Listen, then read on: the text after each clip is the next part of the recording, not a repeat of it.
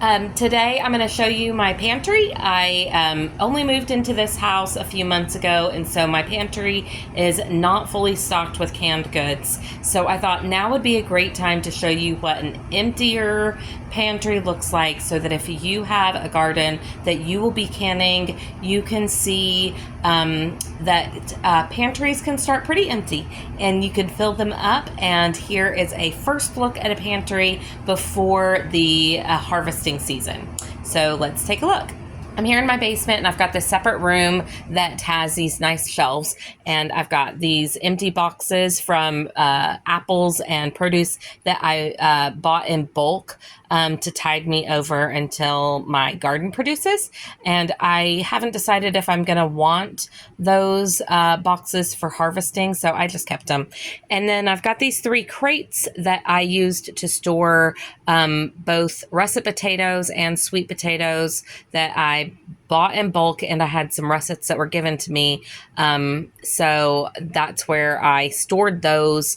But I found that they spoiled faster than I used them, especially the ones that I bought in bulk. So I needed a way to preserve them. So here I bought some new potatoes. Well, they're russets, but I just bought them, and I started canning them because I bought 50 pounds. So I had never dry canned potatoes before, and I really loved it. So you fill the jar up super full, pat it down so that it gets really full, and then you add some butter and you pressure can it for 40 minutes. It was really great. You do have to soak those potatoes, so make sure you look up a recipe.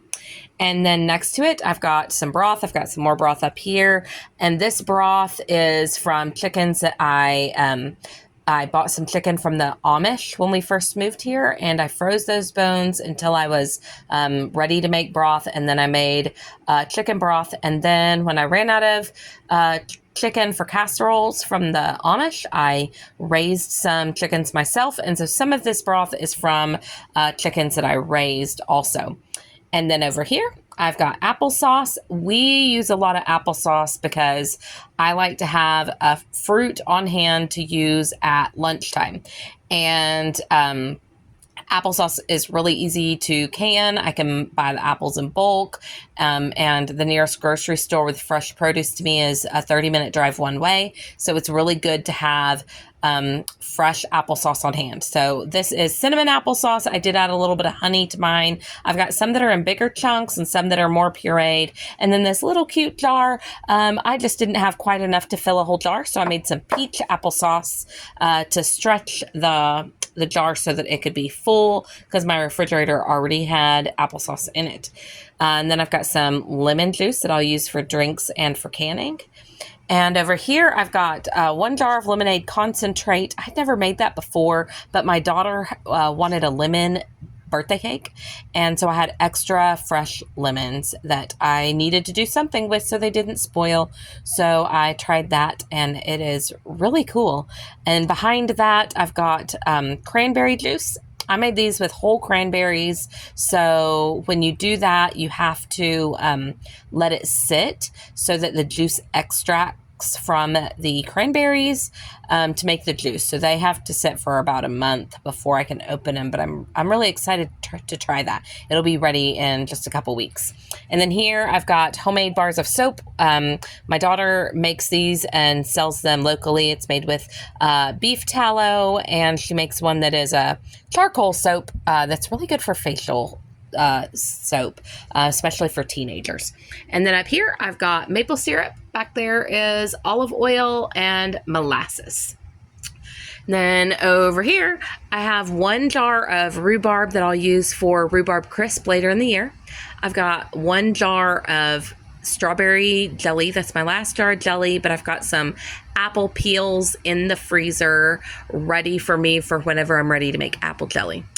And then here I've got more soap that my daughter made. That's what's in these 2 boxes. And then I haven't made my own salsa.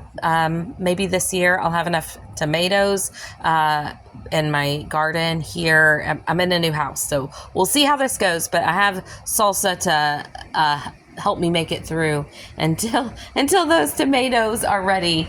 Outside of that pantry is more basement, and so these 3 canisters in a row are cane sugar. I buy that in bulk to have on hand. I've got 1 bag of powdered sugar, and then these 2 canisters are brown sugar.